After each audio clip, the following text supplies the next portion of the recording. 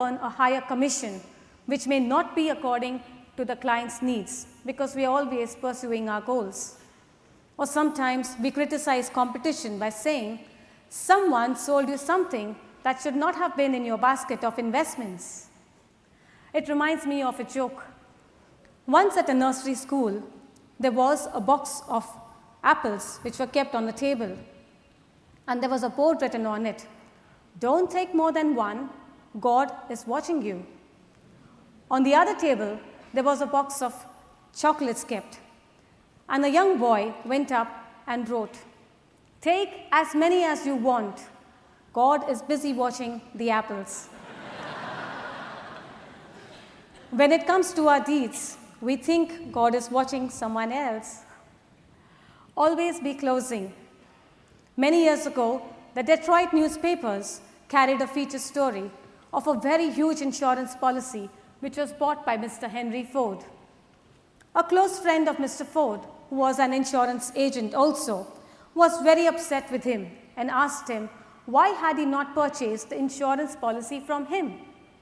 Mr. Ford's answer is a lesson to all of us. He said, "You just didn't ask me." Haven't we heard that line before? Ask and you shall receive. Seek and you shall find. Knock and the door shall be open. The first step to your closure is when you are asking for an appointment. When you ask for an appointment, you're placing importance on the client's time as well as your time. Your secretary should be used only to reschedule the appointments. The second close is during the financial interview when you gain the trust of the prospect and the bond of confidentiality is sealed. The third close is when you have identified the required needs of the prospect and he is ready to use your solutions. Do we have a closing attitude? Very often, we feel guilty of asking for the check. Sometimes the prospect is not sure what more is expected from him. So I just ask my prospects for some of the important documents like your date of birth proof or your passport copy, and I just start filling up the application form, telling them that I would like to reconcile the spelling. This gives them the idea that the deal is now getting closed. Closing sales need not be so painful. If you are the right person at the right time with the right solutions and of course with the right intentions, then closing the sale is a win-win solution for you and your prospect. The fourth close is delivering the policy and making sure that the policy is not returned in the free look period. If you follow all these four processes, I'm sure your client will not only refer you but also recommend you. Add a personal touch to your profession. You can add a personal touch by building true relationships. A true relationship is a connection between two people which is joyful, uplifting, sincere, and sealed with a bond of trust and faith. I feel refreshed by this definition because during the bomb blast of the serial train bomb blast in Mumbai in the year 2006, I was traveling in the location of the train blasts. My last appointment was at 6:15 p.m. at one of the target destinations where the bomb blast was supposed to happen. Fortunately for me, my client called me up and postponed the appointment. So instead of taking the train home, I left home by bus. I reached home at around 11 p.m. and the cell phones were all jammed. At about 1:30 in the morning, I got calls from my clients asking me, did I reach home safely? Was I all right? I was shocked at the power of this industry, which could turn a stranger into a friend and a client into a family member. It is not what we eat, but what we digest that makes us strong. It's not what we earn, but what we save that makes us rich. It's not what we read, but what we remember that makes us knowledgeable. And it's not what we preach, but what we practice that makes us great financial advisors. All of us are great financial advisors, but sometimes our own finances are in doldrums. We often advise many clients on taking an insurance policy, But have you asked yourself, how adequately insured are you? Sometimes there are agents who do not recommend or do not buy the products of the company that they recommend. How else can we be called a financial doctor when we have not tasted our own medicine? Clients change their loyalties towards agents and service providers who call them for reasons other than business.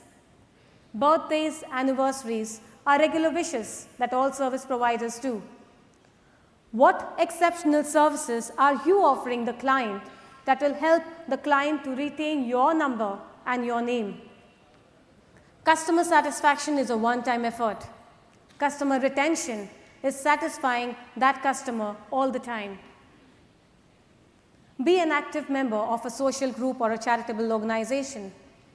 Everyone wants to deal with an enthusiastic and a lively person. Share your hobbies with your clients. You will be amazed at how contagious like-minded people are. I create a thread line of business from within my clientele, which means I help one client get connected with the other. For example, if I have a client who is a builder and the other client who is an architect, I get both of them connected to each other so that they can benefit from each other. This is how you can make a difference in your client's life. Go beyond the call of duty. Do something unique that other agents don't do. For the last 9 years, I always network with my clients on medical appointments. Very few agents accompany their clients on medical appointments. And I feel it's a time when you can get them out of their controlled environment.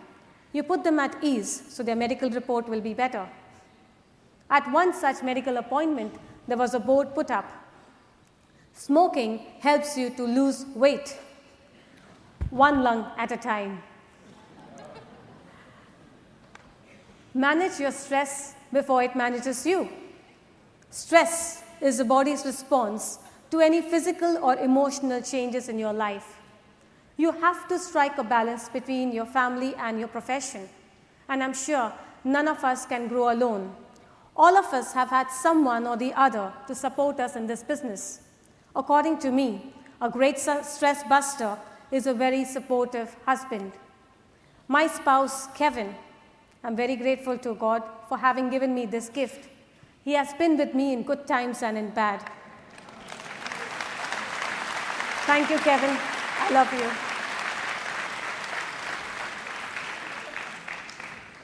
They say in the first year of marriage, when the husband comes home tired from work, the wife picks up his slippers and the dog comes barking and wagging his tail to greet his master. But after 10 years of marriage, the dog comes and picks up the slippers and the wife comes barking. I don't have a dog. Okay. A man is noticed by the company he keeps. Surround yourself with people who will pull you and push you and drive you to greater heights. There is a very easy way of de-stressing yourself. Seek help. H-E-L-P. I have engaged myself in a very satisfying hobby of painting and music. We do not stop playing because we are old. We grow old because we stop playing. There is a huge difference between growing older and growing up. If you are 25 years of age and you lie in bed doing nothing productive about your life, eventually after a year you will be 26 years old. Anybody can grow older. That doesn't take any ability or any talent. The idea is to grow up, always finding an opportunity in change. Growing older is mandatory. Growing up is optional. People usually do not have regrets for what they have done in life, but for what they haven't done in life. So if you haven't started working on something that you love doing, maybe painting, maybe music, maybe just taking a walk, maybe reading a book, start doing it today. Exercise to be physically fit. It will help you to be more enthusiastic about life. We are in the long-term business, and hence we need to be around to benefit from the fruits of our labor. Love yourself because no one else will.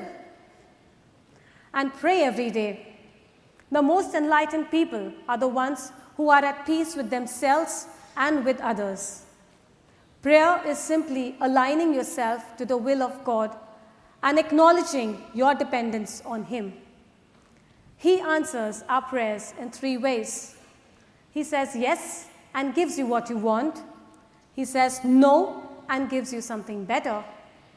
He says wait and gives you the best. My prayer every day is to ask for knowledge, wisdom, understanding, and humility. Invest in yourself. Be in silence at some times. Give yourself a break on one of the days of the week to recharge your batteries. When it comes to dressing, take a keen interest in investing in a good wardrobe.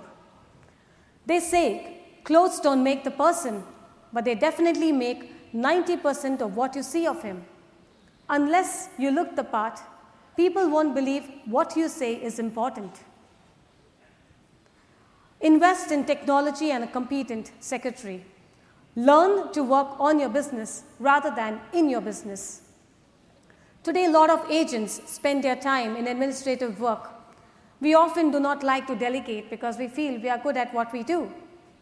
You can never climb to the next level until you are free with more time that will give your business more profits. Invest in your relationships. Your success means nothing if you cannot share it with those you love, especially your family, who needs more of your time than your money. I feel you should be physically present for some of the occasions of your children, because our children grow up only once. We never get a second chance to watch them grow. Be a cheerful giver. It's up to you to identify what kind of a giver you are. There's a story told about a beggar who asked for alms from Alexander the Great. This man was very poor. The emperor threw him several gold coins. A courtier was astonished at his generosity and commented, "Sir, copper coins would have suited the beggar's needs. Why give him gold?" Alexander responded, "Copper coins would suit a beggar's needs, but gold suits Alexander's giving." Charity should be self-motivating and not out of compulsion, or not with a need to receive something in return. Invest in a good library. The person you become tomorrow has a lot to do with the books you read today.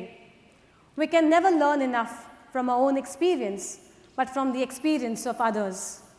The greatest salesmen in the world, the greatest stories of insurance ever told, are some of the inspiring books which I have read. Always be grateful and thankful. Success is not a narrow path. It's a journey where you travel with the hard work, the motivation, and the blessings of the people who have been with you. I would like you to ponder on the following. Be nice to the people on your way up, because you might meet them on the way down. Don't be afraid of going slow. Be afraid of standing still. Passion is what makes you great from good. Love has nothing to do with what you have, but with what you give. Be grateful at all times. Once there was a blind boy who sat on the corner of the street, and he had put up a notice board saying, "I am blind, I need your help." For many days, he hardly received any coins in his bowl. One day, a man walked up to him, wiped his slate, and wrote something on it. From then on, every passerby who read the notice put in a lot of coins in his bowl. The blind boy waited for that man to return, and one day heard his footsteps. He asked him, "Sir, what is it that you have written on my board, which has made my bowl so full of coins?" The man simply said, "Today is a beautiful day, but I cannot see it." Ladies and gentlemen, all of us have gone through challenges to be here. Let us take a moment to thank God for everything that we have had in our life. It can be a good night's sleep, our relationships, the bright morning, for this beautiful city of Singapore, for the government. You will come across a stage in your life when you will question everything that you have done in your life, your work, your family, your success. For this, you need to have the right order in your life. To me, my order in life is God, family, work, and money. This has guaranteed my success. The confusion comes in when this order is reversed. Thank you, ladies and gentlemen, for a patient hearing. I hope you've been able to take something valuable from this session. I'd like to thank MDRT and all the people who have been behind the scenes to help me stand here. Have a wonderful evening and a fruitful year ahead. God bless you. Thank you once again.